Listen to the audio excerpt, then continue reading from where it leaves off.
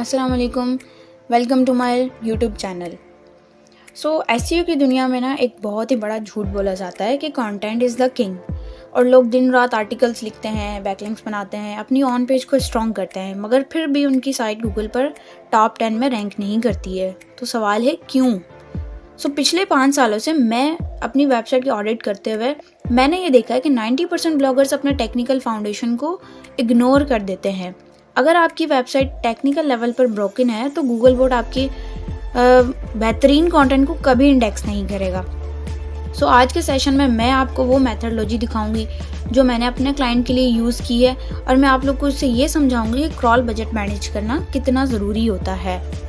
Technical SEO सिर्फ इसका नाम नहीं है कि एरर फिक्स करना, ये गूगल को रास्ता दिखाने का नाम है। गूगल के पास हर वेबसाइट के लिए एक लिमिटेड स्पेसिफिक टाइम होता है जिसमें गूगल बॉट या क्रॉलर हमारी वेबसाइट पर आता है और हमारे न्यू पेजेस को या ओल्ड पेजेस को क्रॉल करता है।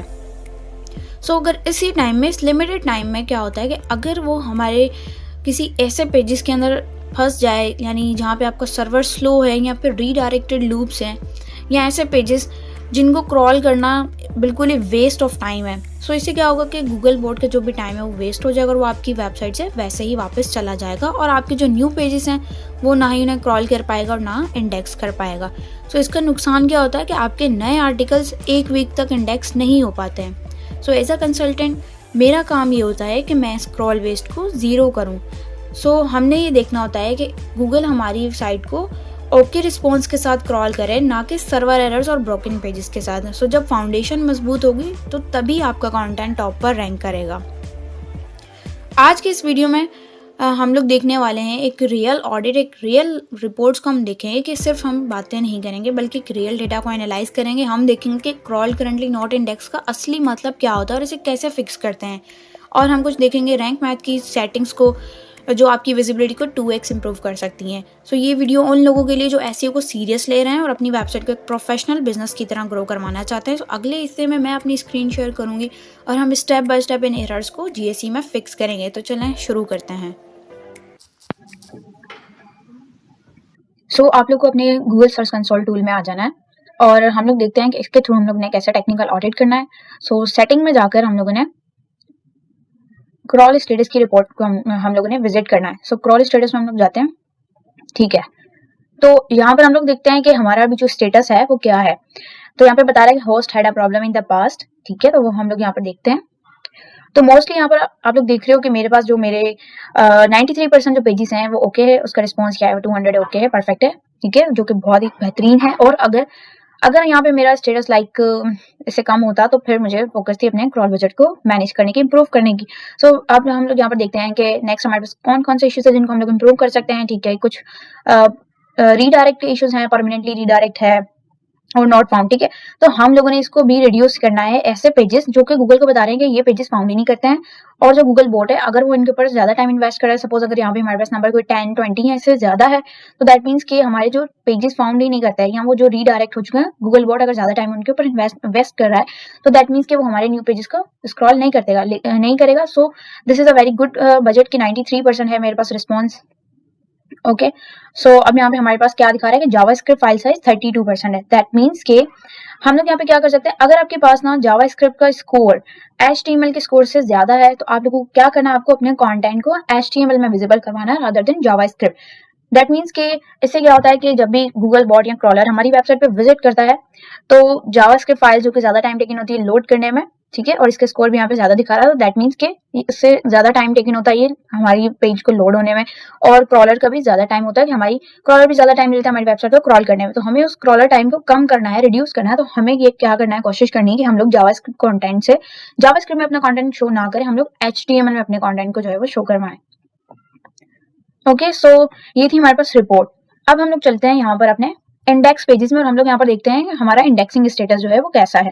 मैं यहाँ पर इंडेक्सिंग में के ऑप्शन में जाके मैं पेजेस में जाऊंगी, ठीक है। यहाँ पर हम लोगों ने देखना है कि मेरा जो इंडेक्सिंग में दिखा रहा है मुझे मेरे 127 पेजेस जो कि इंडेक्स हैं और काफी सारे हैं जो कि इंडेक्स नहीं है। तो मुझे इन लोगों को देखना है इन पेजेस को कि क्या रीजन है क्यों इंडेक्स नहीं है। तो अच्छा, सबसे पहले हमारे पास यहाँ पर है क्रॉल्ड करंटली नॉट इंडेक्स। अब यहाँ पे आप लोग देख रहे हैं कि 68 पेजेस हैं जो कि क्रॉल्ड करंटली नॉट इंडेक्स के हैं, इश्यूज में है। मैं आप लोग को यहाँ पर बताऊं कि इसका क्या मतलब होता है। गूगल ने आपके पेजेस को तो विजिट कर लिया है, लेकिन उसे ये कंटेंट कुछ पसंद नहीं आया है, ठीक है? वो इस कंटेंट को अपने सर्च रिजल्ट में शो नहीं करवाना चाहता है। यानी ऐसा कि इसका मतलब ये कि गूगल आपकी दुकान तक तो आया है, पर उसे सौदा पसंद नहीं आया है। तो आप लोगों ने इसको कैसे फिक्स करना, और यानी इसका रीज़न क्या होता है कि किस वजह से अक्सर ये इश्यूज़ आ रहे होते हैं कि crawled currently not indexed. Basically ये इस वजह से इश्यूज़ होते हैं, यानी जो आपके पेजेस जिनमें बहुत ही लो क्वालिटी कंटेंट है, यानी उन्हें यूनिक और बेहतर बनाने की ज़रूरत होती है। आप उस कंटेंट को दोबारा से रीराइट करो, इम्प्रूव करो या उसमें और कंटेंट ऐड करो, और अक्सर ये थिन कंटेंट की वजह से होता है। थिन कंटेंट मीन्स कि ऐसे कंटेंट या ऐसे आर्टिकल जो 500 वर्ड से भी बहुत कम होते हैं, तो आप लोगों को उनकी लेंथ को थोड़ा एक्सटेंड करना है और इंटरनल लिंकिंग को मजबूत बनाना है। ऐसे पेजेस बहुत ज़्यादा, ताकि गूगल को लगे कि ये बहुत इंपॉर्टेंट पेजेस है और इन्हें इंडेक्स करना है। तो सिंपली आप लोग यहाँ पे क्या करोगे, सपोज मुझे इस आर्टिकल को अपने इसे फिक्स करना है, तो मैं सिंपली यहाँ पे क्या करूँगी, मैं इसके ऊपर विज़िट करूँगी और इसका जाकर मैं कंटेंट को चेक करूँगी कि भई गूगल को ये कंटेंट पसंद क्यों नहीं आया है, ठीक है? तो इसमें बहुत सारे रीज़न्स हो सकते हैं कि गूगल को ये कंटेंट पसंद क्यों नहीं आया है। Low quality images, low quality content, content length कम होने की वजह से भी, या स्ट्रॉन्ग इंटरनल लिंकिंग ना होने की वजह से भी हो सकता है। सो अब हम लोग यहाँ पर देखें ना, तो यहाँ पर इमेजेस कुछ खास नहीं है, ठीक है? इसके साथ-साथ कंटेंट की क्वालिटी को भी हमें थोड़ा-सा इम्प्रूव करना है, मज़ीद इसमें इन्फॉर्मेशन और वैल्यूएबल कंटेंट ऐड करना है इसके अंदर, ठीक है? ताकि हम इसको और ज़्यादा बेहतर बना सकें। ओके, देन ऑलराइट, आप लोगों ने इसके बाद क्या करना है, जैसे आप लोग इसको कंटेंट को इम्प्रूव कर लें स्टेप बाय स्टेप, देन आप लोगों ने सिंपल अपने इस इश्यू में जाना है, ठीक है? और इसको यहाँ से जाकर आप लोगों ने वैलिडेट टू फिक्स कर देना है, ठीक है? अगर मैं सपोज यहाँ पर जाती हूँ और मैंने इन सब पेजेस को मैंने इम्प्रूव कर लिया, सबका कंटेंट मैंने इम्प्रूव कर दिया, तो मैं यहाँ पर इसको वैलिडेशन को ओके कर दूंगी ताकि यहाँ से स्टार्ट हो जाए, ठीक है? यहाँ पर मैं सिंपली इसको यहाँ से कॉपी करके इस कंटेंट को इम्प्रूव करने के बाद मैं अपने इंस्पेक्ट यूआरएल में जाके इसको यहाँ पे पेस्ट कर दूंगी ताकि गूगल इसको दोबारा से इंडेक्स कर ले, ठीक है? अब ये दिखा रहा है मेरे पास कि या ये जो है ना, गूगल ने इसको इंडेक्स नहीं किया है क्योंकि क्रॉल करंटली नॉट इंडेक्स, इस इश्यू की वजह से। तो अगर मैंने इस इश्यू को फिक्स कर लिया है कंटेंट को, तो सिंपल मैं यहाँ पे जाके गूगल को एक रिक्वेस्ट सेंड कर दूंगी ताकि गूगल इसको दोबारा से इंडेक्स कर ले।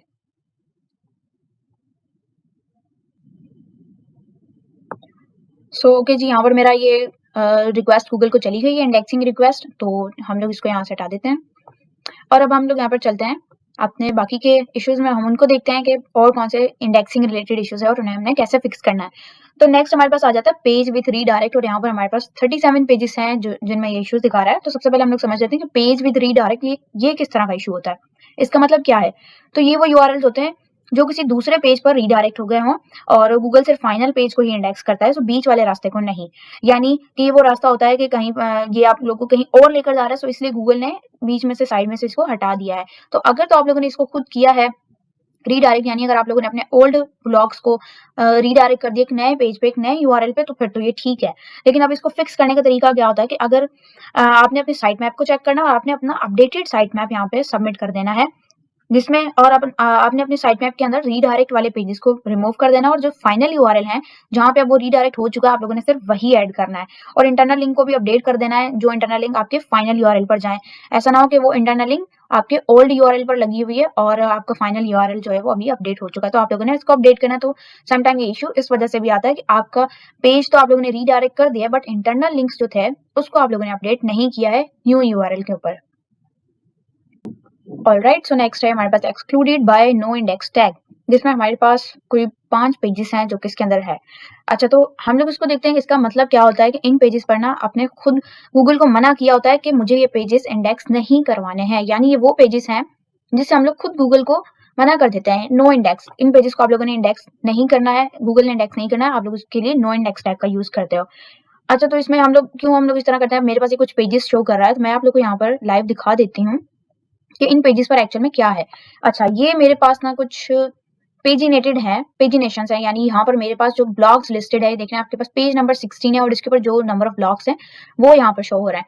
तो अगर आप लोगों को तो लग रहा होगा देख करके, हाँ इस पेज को तो इंडेक्स करना जरूरी है भाई, इसके ऊपर तो ब्लॉग पेजेस है, ब्लॉग्स आ रहे हैं, आर्टिकल्स आ रहे हैं, टोटल 9-10 आर्टिकल्स हैं। तो अगर हम इस पेज को ही इंडेक्स नहीं करेंगे तो हमारे आर्टिकल्स ये भी इंडेक्स नहीं होंगे। तो नहीं, देखो ऐसा नहीं होता है। अब इस पेज को यहाँ पर नो इंडेक्स करने का मतलब क्या है कि मैं चाहती हूँ कि यहाँ पे गूगल जो आए वो मेरे आर्टिकल को, कंटेंट को इंडेक्स करे, ना कि मेरे इस लिस्ट को। ये मेरे पास क्या है, ये मेरे पास एक लिस्ट पेज है, आर्टिकल का लिस्ट पेज है, और जिसके ऊपर फिलहाल कोई कंटेंट नहीं है, जिसके ऊपर सिर्फ एक लिस्ट ऑफ आर्टिकल्स है। तो मैं ये चाहती हूँ कि गूगल अपना कंटेंट, अपना जो क्रॉल टाइम है उसको वेस्ट ना करे इस पेज को इंडेक्स करने के लिए। तो मैंने इसको क्या कर दिया, मैंने इसको नो इंडेक्स कर दिया, लेकिन मैंने इसको लिंक को फॉलो रखा है, यानी गूगल इस पेज को फॉलो करे, इस पेज के अंदर जितने भी आर्टिकल्स हैं, जो भी कंटेंट है उसको फॉलो करे, ठीक है, लेकिन इस पेज को इंडेक्स ना करे, क्योंकि इस पेज को इंडेक्स करना ना एक वेस्ट ऑफ टाइम है, यानी गूगल बॉट का जो है वो टाइम वेस्ट होगा। सो अगर ये पेजिनेटेड पेजेस होते हैं, इन्हें इंडेक्स करना जो है वो जरूरी नहीं होता है। सो नेक्स्ट हमारे पास है नॉट फाउंड 404।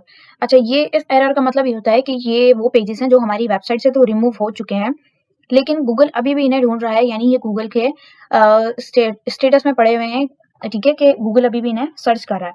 सो गूगल यानी पुरानी गलियों में भटक रहा है और ये पेजेस को कहीं नहीं मिल रहा है। सो इसको आप लोगों ने फिक्स कैसे करना है, या तो आप इन पेजेस को कोई रिलेवेंट पेजेस के ऊपर रीडायरेक्ट करवा सकते हो, या फिर आप लोग इसको यहाँ से जाके रिमूवल में ऐड कर सकते हो, यानी इसमें जो भी पेजेस हैं जो अब आपके काम के नहीं है, यानी जो रिमूव हो चुके हैं वेबसाइट से लाइक दिस, तो आप लोग इनको सिंपली कॉपी करो यहाँ से और रिमूवल के ऑप्शन में जाके आप लोगों ने इसको रिमूव कर देना है, ठीक है। तो मेक श्योर आप लोग इसको देख सकते हो एक बार पहले कि क्या ये पेजेस वाकई आप लोगों को रिमूव करने हैं कि नहीं। देन आप यहाँ पे न्यू रिक्वेस्ट में जाओगे, रिमूव और यहाँ पे ऐड कर दोगे इसको, ठीक है, और यहाँ से आप लोगों ने सिंपल नेक्स्ट करके इसको रिमूव कर देना है। सो नेक्स्ट हमारे पास है alternative page with canonical tag. अच्छा, कैनोनिकल टैग अगर मैं इसके ऊपर एक डिटेल वीडियो बनाऊँ ना कि इसको फिक्स कैसे करते हैं, क्या होता है, तो ये लॉन्ग वीडियो बन जाएगी, लेकिन मैं यहाँ पर आप लोगों को यहाँ पे एक शॉर्ट में बता देती हूँ कि ये किस तरह का एक एरर होता है, इसका क्या मतलब होता है।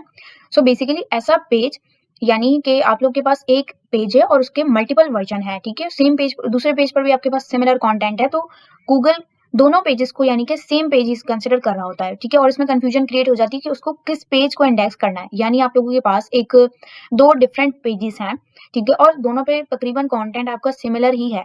तो इस केस में गूगल क्या होता है, गूगल बहुत कंफ्यूज हो जाता है कि दोनों पेजेस सेम है, तो वो दोनों अगर वो दोनों का कंटेंट देखता है कि वो सिमिलर है कंटेंट, तो वो क्या करेगा, यहाँ पे ये एरर शो कर देगा आपको, यानी ये इश्यू शो कर देगा alternative page with canonical tag. तो दैट मींस कि आप लोगों को क्या करना होता है, इसको फिक्स करने के लिए कैनोनिकल टैग ऐड करना पड़ता है अपने न्यू अपडेटेड वर्जन के अंदर, ताकि आप गूगल को ये बता सको कि आप ओल्ड कंटेंट को नहीं, आप इस न्यू वर्जन को जो है वो उसको इंडेक्स करो। तो इसको आप इस तरह से फिक्स कर सकते हो। बाकी इंशाल्लाह हम लोग इसके ऊपर डिटेल वीडियो बनाएंगे और मैं आप लोग के लिए लेकर आऊंगी वो डिटेल वीडियो, जिसमें मैं आप लोग को बाकायदा दिखाऊंगी हम लोगों ने इसको कैसे फिक्स करना होता है। सो नेक्स्ट इश्यू हमारे पास होता है सर्वर एरर। सो सर्वर एरर का मतलब यहाँ पर क्या होता है, इसका मतलब होता है कि जब गूगल बोर्ड आपकी वेबसाइट के ऊपर खुद चल के आ रहा है, लेकिन आप उसको ये बताते हो कि भाई नहीं, मेरे इस पेजेस को इंडेक्स मत करो, यानी जब आपका सर्वर जो है वो डाउन हो रहा होता है, ठीक है, और वो कोई रिस्पॉन्स नहीं करता है, तो क्रॉल बजट क्या होता है, वेस्ट हो जाता है। जब गूगल आया है तो दुकान का शटर ही गिरा हुआ था, ठीक है, तो यानी ये आपका एक होस्टिंग का मसला होता है। तो इसको फिक्स करने के लिए आप अपनी होस्टिंग प्रोवाइडर से बात कर सकते हो, क्योंकि सर्वर डाउन होता है। सो क्लाउड फ्लेयर जैसे सीडीएन को यूज कर सकते हो ताकि सर्वर पर ज्यादा लोड ना पड़े, या फिर आप एक अच्छा होस्टिंग प्लान जो है ना वो यूज कर सकते हो इसके लिए। सो यहाँ पर आप ओके, सो ये हम लोगों ने देखा अभी तक कि जीएससी के थ्रू हम लोग किस तरह से टेक्निकल ऑडिट को या क्रॉल बजट को जो है ना वो हम लोग देख सकते हैं, और अपना क्रॉल बजट किस तरह से मैनेज कर सकते हैं, इन इश्यूज को जो है ना हम किस तरह से रिजॉल्व कर सकते हैं। सो बेसिकली अब हम चलते हैं नेक्स्ट स्टेप की तरफ, जो कि बहुत ही इंपॉर्टेंट है कि पेज स्पीड को इंप्रूव करना भी बहुत ही इंपॉर्टेंट होता है। टेक्निकल एसईओ के अंदर एक बहुत बड़ा इशू होता है, और हमारी जो रैंकिंग फैक्टर एक बहुत बड़ा एक रैंकिंग फैक्टर भी होता है।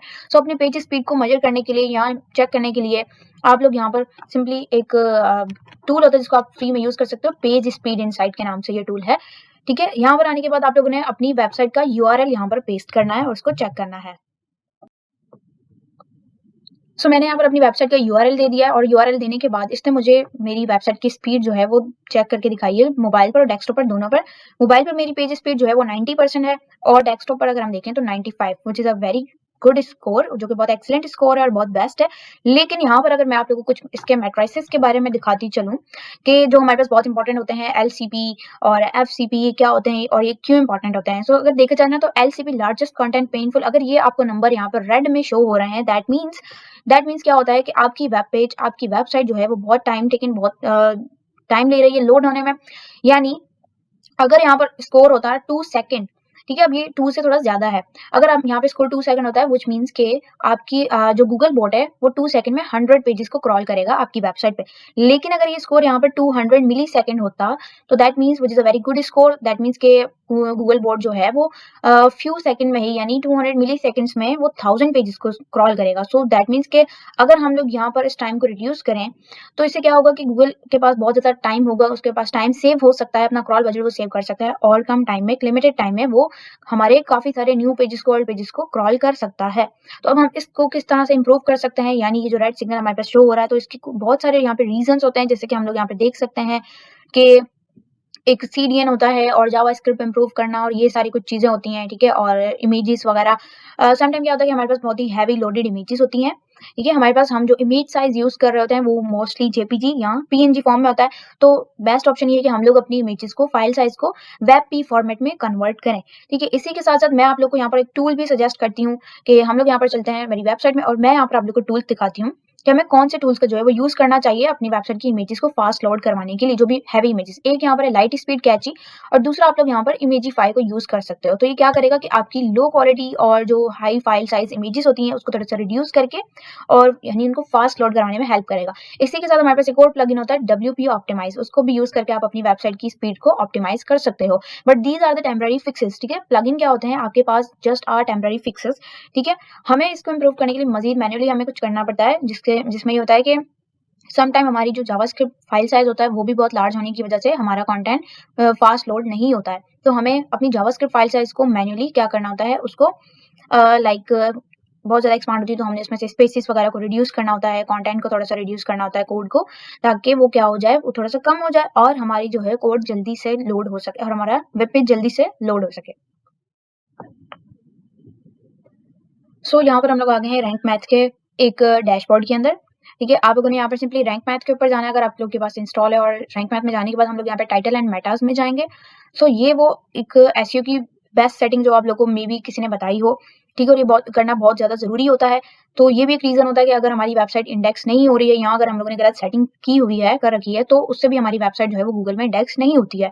तो मेटा एंड टाइटल्स के अंदर आने के बाद आप लोग को यहाँ पर एक ग्लोबल मेटा का ऑप्शन शो हो रहा होगा। आप लोगों ने यहाँ पे ग्लोबल मेटा के डैशबोर्ड में चले जाना है और यहाँ पे आप लोग के पास जाके सारी रोबोट मेटा और एडवांस मेटास की सेटिंग आ जाती है। अच्छा, रोबोट मेटास के अंदर यानी ये ऑप्शन होता है कि आप लोगों ने यहाँ पे चूज़ करना है कि आप अपनी वेबसाइट को, पेजेस को इंडेक्स करना चाहते हो या फिर नो इंडेक्स। ऑफ कोर्स हम लोग को गूगल पर अपनी वेबसाइट को इंडेक्स करवाना है तो हम लोग यहाँ पे इंडेक्स का ऑप्शन चूज कर लेंगे।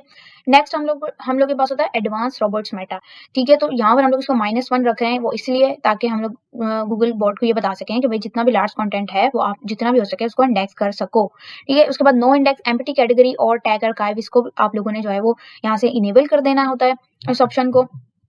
और बाकी ये जो ऑप्शन है उसे आपने वैसे ही एज़ इट इज़ छोड़ देना और यहाँ पे चेंजेस को सेव कर देना है। तो ये वो सेटिंग्स होती है जो कि बहुत ज़्यादा ज़रूरी होती है एसईओ के अंदर अपनी वेबसाइट को इंडेक्स करने के लिए। सो सम टाइम क्या होता है, अगर आप लोग का ये इंडेक्सिंग स्टेटस नो इंडेक्स के ऊपर भी सेट है तो आपकी वेबसाइट इंडेक्स नहीं होगी।